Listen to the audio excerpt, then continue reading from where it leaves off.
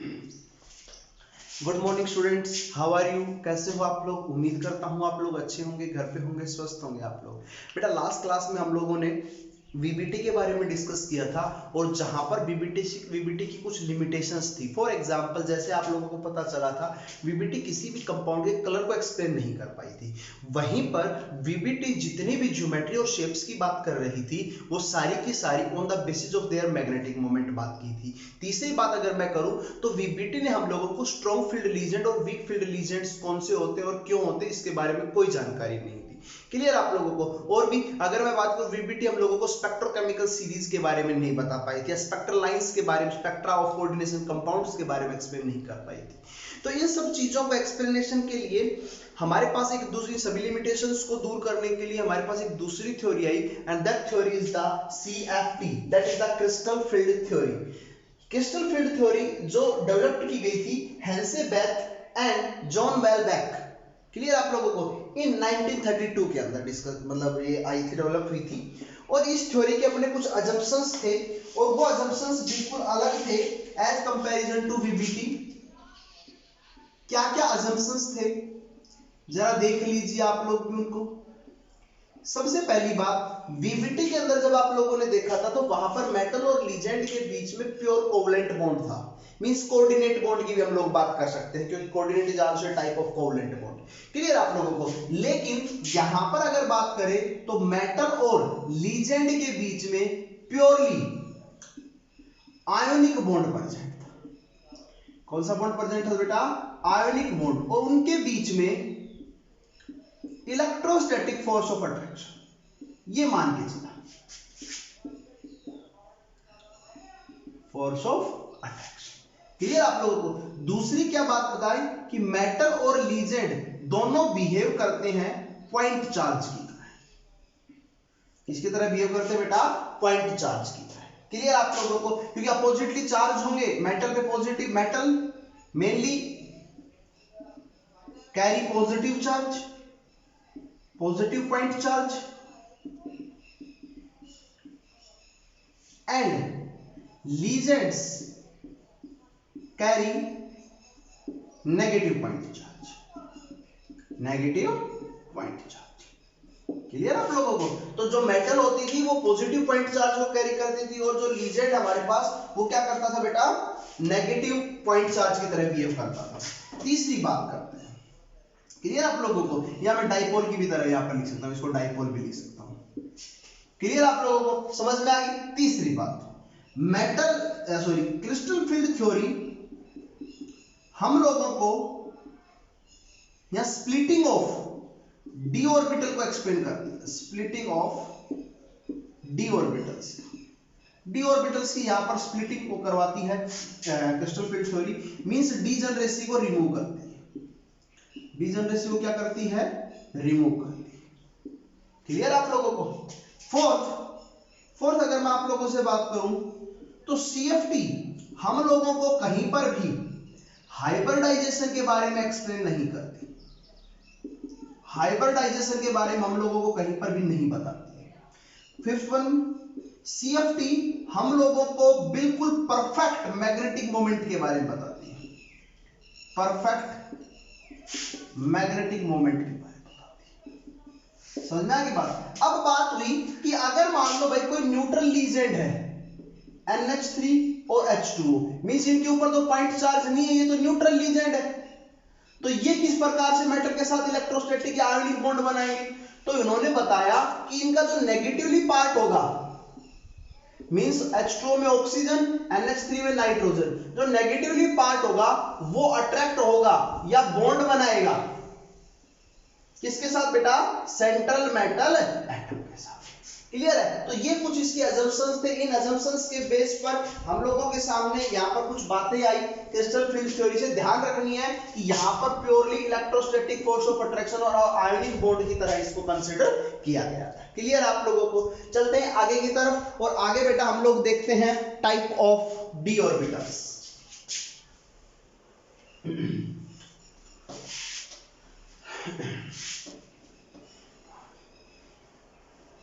देखिए भाइयों, सबसे पहले अगर कोई आप लोगों से पूछ ले कि भाई sp3d2 या d2sp3 octahedral complexes coordination number 4, इनके लिए ये दो हाइब्रिडाइजेशन शो होती हैं। तो यहाँ पर कौन से d ऑर्बिटल्स यूज होंगे बेटा, dx2y एंड dz2, ये दो ऑर्बिटल्स यहाँ पर यूज किए जाएंगे। समझ में आ गई? d जो दो है ना, वो d कौन कौन से होंगे? दो, dx2y2 एंड dz2। क्लियर आप लोगों को?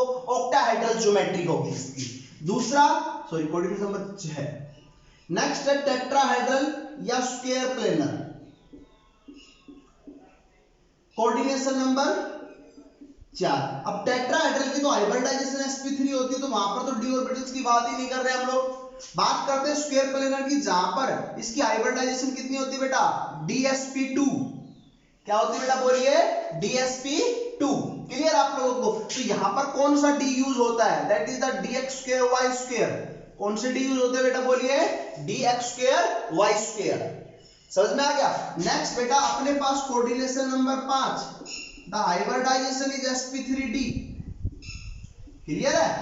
TBP, ट्राइगोनल बाइपिरामिडल, तो कौन सा d यूज होगा? That is the dz2। कौन सा d यूज होगा बेटा? बोलिए यहाँ पर dz2। क्लियर आप लोगों को? तो dz2 आप लोगों को पता है। अच्छा दूसरा, in the case of octahedral complexes, बेटा यही तो होता है ऑक्टाहेड्रल कॉम्प्लेक्स। बोलिए, ये जो होती है ये इनको बोलते हैं बेटा एक्सियल, और ये जो यहां पर स्क्वायर प्लेनर वाली है इनको बोलते हैं इक्वाटोरियल। तो आप लोगों को पता है, आप लोग 11th क्लास में पढ़ के आए हो बेंट रूल के बारे में, जहां पर क्या पढ़ के आए थे कि एक्सियल बॉन्ड लेंथ बड़ी होती है इक्वाटोरियल बॉन्ड लेंथ से, लेकिन यहां पर बेटा all bond lengths are equal. All bond lengths are equal. सभी बॉन्ड लेंथ्स कैसी होंगी बेटा? इक्वल होंगी। क्लियर है? सभी के बीच में 90 डिग्री का एंगल है। सभी के बीच में कितना बेटा? 90 डिग्री का एंगल है। क्लियर है? तो सभी के बीच में 90 डिग्री का एंगल है, तो सारी बॉन्ड लेंथ्स यहां पर क्या रहेंगी? सेम रहेंगी, एक्सियल हो चाहे इक्वाटोरियल बॉन्ड लेंथ्स हो। क्लियर है? सो बात करते हैं डी ऑर्बिटल्स की। डी ऑर्बिटल्स कितने प्रकार के होते हैं बेटा? बताइए 5। कौन कौन से? dxy, dyz, dzx, dx2y2 and dz2। ये 5 ऑर्बिटल्स होते हैं बेटा, और इन पांचों ऑर्बिटल्स की एनर्जी सेम होती है, और एनर्जी सेम होने की वजह से इन ऑर्बिटल्स को हम लोग डीजनरेट ऑर्बिटल्स बोलते हैं। कौन सी ऑर्बिटल्स बोलते हैं बेटा? Degenerate orbitals. क्लियर आप लोगों को? समझ में आई? तो अभी इनकी शेप और ज्योमेट्री की बात कर लेते हैं कि इन डी ऑर्बिटल्स की शेप कैसी होती है, जरा देख लीजिए।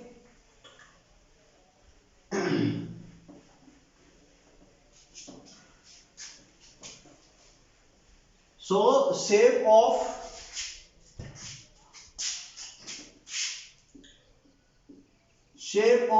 5 degenerate orbitals, 5 degenerate orbital of d, degenerate orbital सीधा लिख लेता हूं, आपको पता ही है किसकी बात कर रहे हैं।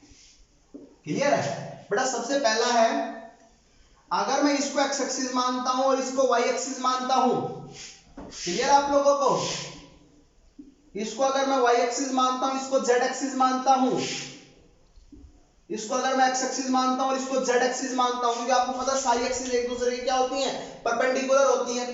और अगर लोब्स इन एक्सिस के बिल्कुल बीच में है, lobes in between the axis, समझ में आ गया आप लोगों को?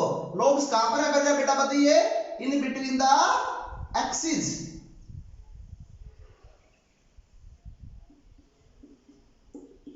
तो कौन कौन सी एक्सिस के बीच में? x और y, तो इसका नाम क्या हो जाएगा बेटा? dxy। lobes are in between the axis. Okay,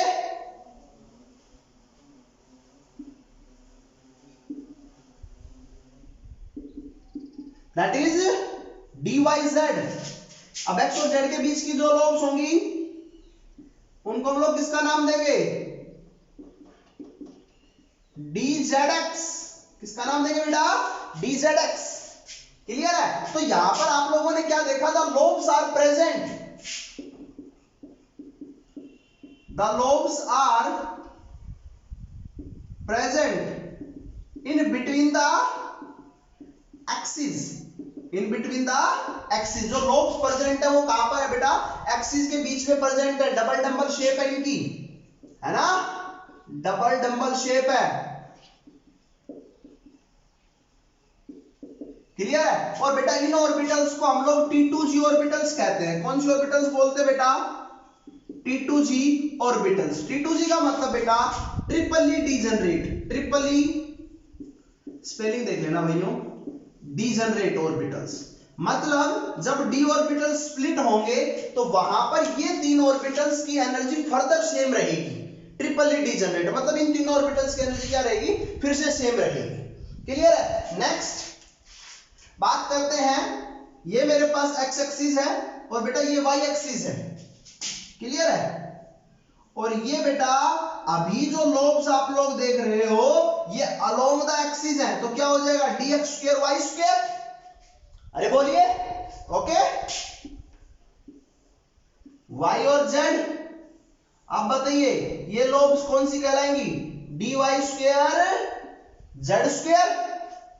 next x और z ये लोग कौन सी कहलाएंगी बेटा, बताइए, शाबाश।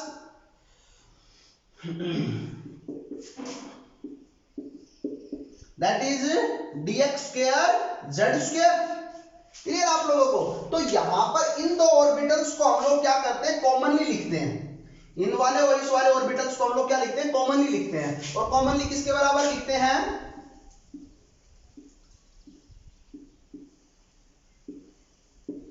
प्लस प्लस, और इलेक्ट्रॉन डेंसिटी मैक्सिमम यहां पर होती है, क्लियर है। और इसको लिखते हैं बेटा dz स्क्वायर, क्लियर है। तो dz स्क्वायर इन दो ऑर्बिटल्स का मिक्सर है, कौन कौन से का, dy स्क्वायर z स्क्वायर और dx स्क्वायर z स्क्वायर का, क्लियर। आप लोगों को तो टोटल कितने हो गए, 1 2 3 4 और इन दोनों का मिक्सर 1 5, क्लियर। तो टोटल 5 ऑर्बिटल्स हो गए डीजनरेट ऑर्बिटल्स। और यहां पर क्या दिखने की बात थी कि जो हमारी एक्सिस है वो कहां पर प्रेजेंट है, अलोंग, सॉरी जो हमारी लोब्स है वो कहां पर प्रेजेंट है, अलोंग द एक्सिस। किस केस में, dx square y square and dz square के केस में हमारी जो लोब्स है वो कहां पर प्रेजेंट है बेटा, अलोंग द एक्सिस प्रेजेंट है, क्लियर आप लोगों को। तो ध्यान से समझने वाली बात ये थी कि dx square y square and dz square इनकी लोब्स है ना वो अलोंग द एक्सिस होती है, अलोंग द एक्सिस। और इन ऑर्बिटल्स को हम लोग इजी ऑर्बिटल्स बोलते हैं। कौन से ऑर्बिटल्स बोलते हैं बेटा, इजी ऑर्बिटल्स। कौन से ऑर्बिटल्स, इजी ऑर्बिटल्स। इजी का मतलब होता है डबली डीजनरेट, डबली डीजनरेट। और डबली डीजनरेट का मतलब जब इनके अंदर डीजनरेट 5 डीजनरेट ऑर्बिटल्स की डीजनरेट से रिमूव होगी, मतलब डी ऑर्बिटल स्प्लिट्स होंगे, तो इन दोनों की एनर्जी सेम रहेगी, डबली डीजनरेट, क्लियर आप लोगों को समझ में आ गई यहां तक की बातें। सो देखते हैं CFT in octahedral complexes, CFT in octahedral complexes, जरा देखिए बेटा।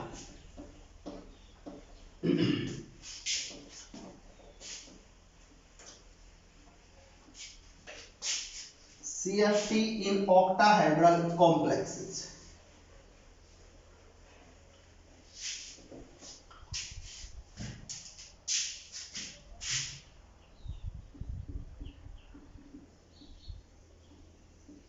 भाई थोड़ा ध्यान से समझना, एक बार चीजें समझ में आ गई तो आसान होगी, क्लियर है बेटा। मान लो मेरे पास ये कोई मेटल है, ठीक है, ये कोई मेटल है और इसके सराउंडिंग में ये लीजेंड्स हैं और यहां पर कोऑर्डिनेशन नंबर 6 है और ये कैसी ज्योमेट्री बना रहे हैं बेटा, बताइए, ऑक्टाहेड्रल टाइप की ज्योमेट्री बना रहे हैं। कैसी ज्योमेट्री बना रहे हैं बेटा, ऑक्टाहेड्रल टाइप की ज्योमेट्री बना रहे हैं, समझ में आ गई। तो अगर मैं क्या मानता हूं, ध्यान से देखना, इस एक्सिस को अगर मैं एक्स एक्सिस मानता हूं तो ये 90 डिग्री है, तो इसको क्या मान सकता हूं मैं, वाई एक्सिस मान सकता हूं।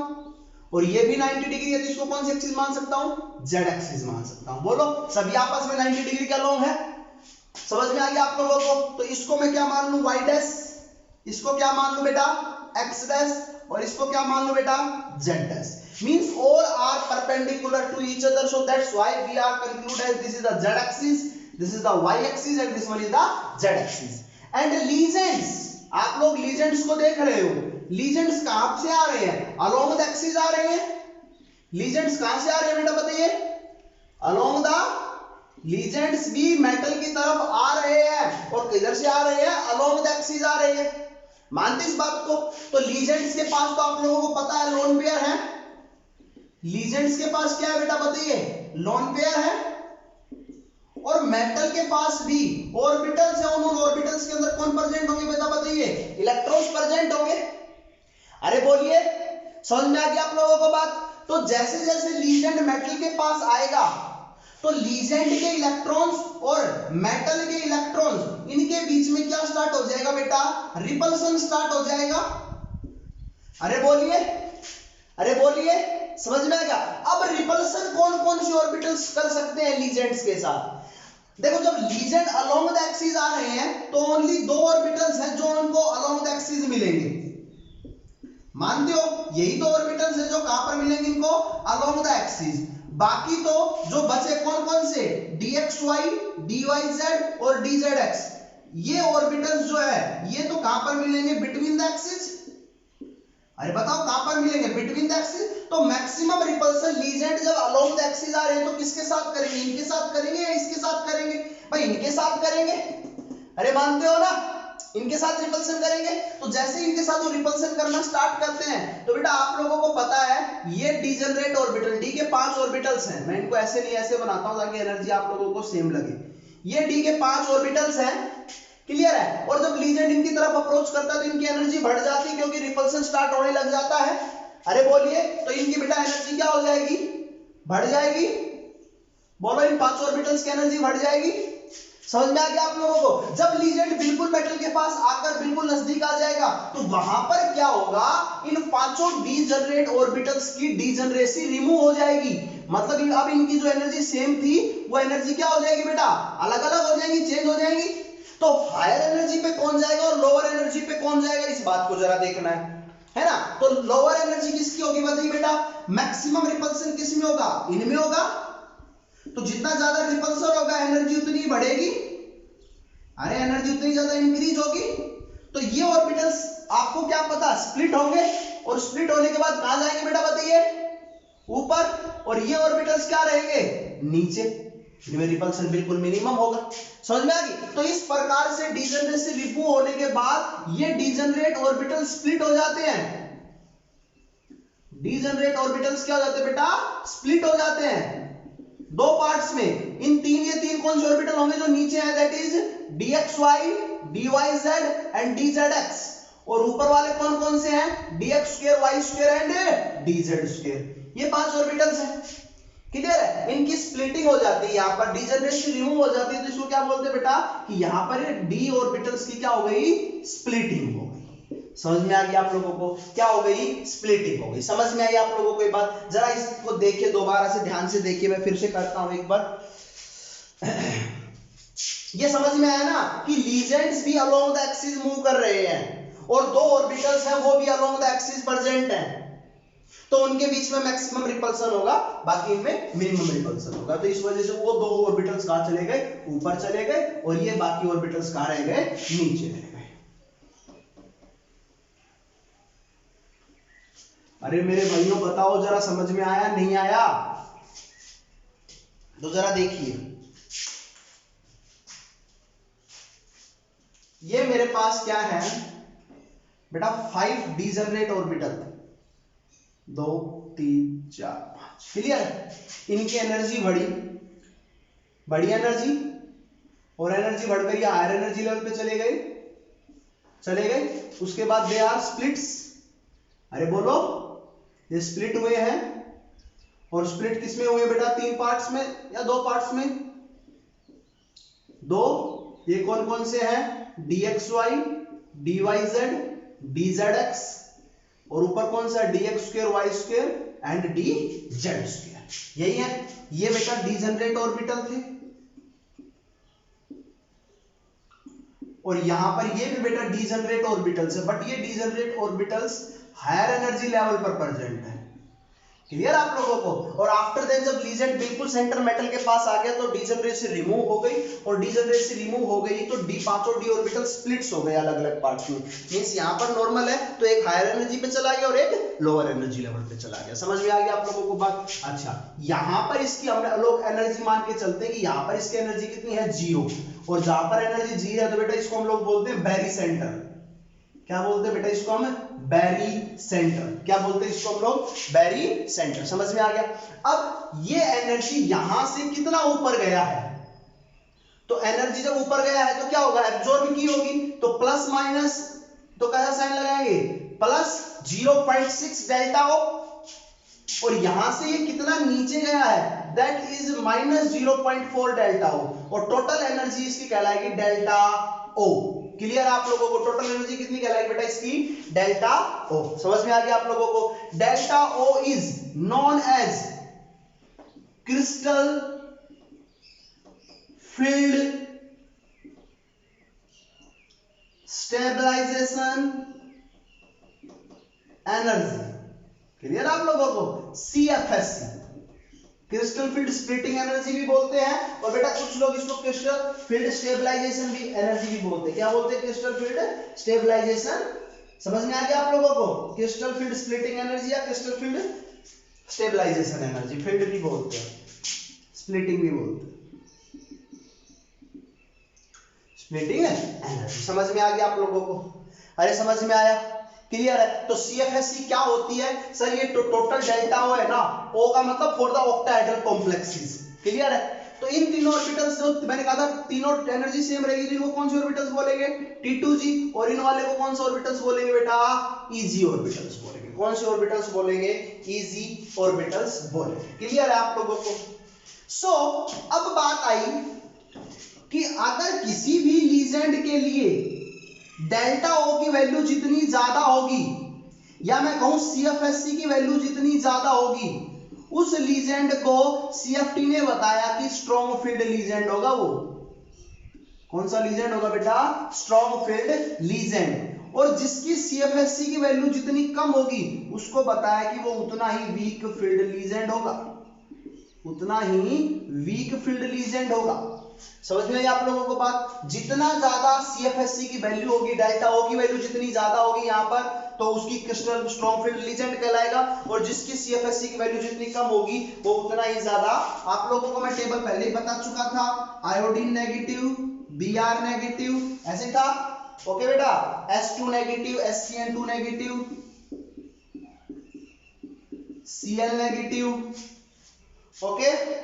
Next F negative, OH negative, F negative, OH negative, C2O4 2 negative, okay, O2 negative, H2O, clear है, NCS, उसके बाद है NH3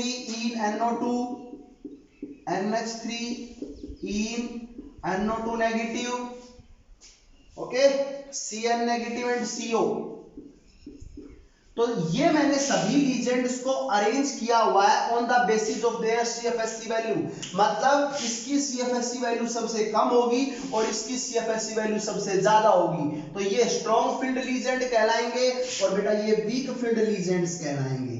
और इस सीरीज जहां पर मैंने क्या किया है, इंक्रीजिंग ऑर्डर में लीजेंड्स को अरेंज किया है on the basis of their CFSE value, तो इस सीरीज को बेटा हम लोग स्पेक्ट्रोकेमिकल सीरीज बोलते हैं। कौन सी सीरीज बोलते हैं बेटा, स्पेक्ट्रोकेमिकल सीरीज। अब आपको पता चल गया स्ट्रॉन्ग फील्ड लीजेंड्स कौन से होते हैं और वीक फील्ड लीजेंड कौन से होते हैं। क्लियर है आप लोगों को, मेरी बात समझ में आ गई आप लोगों को।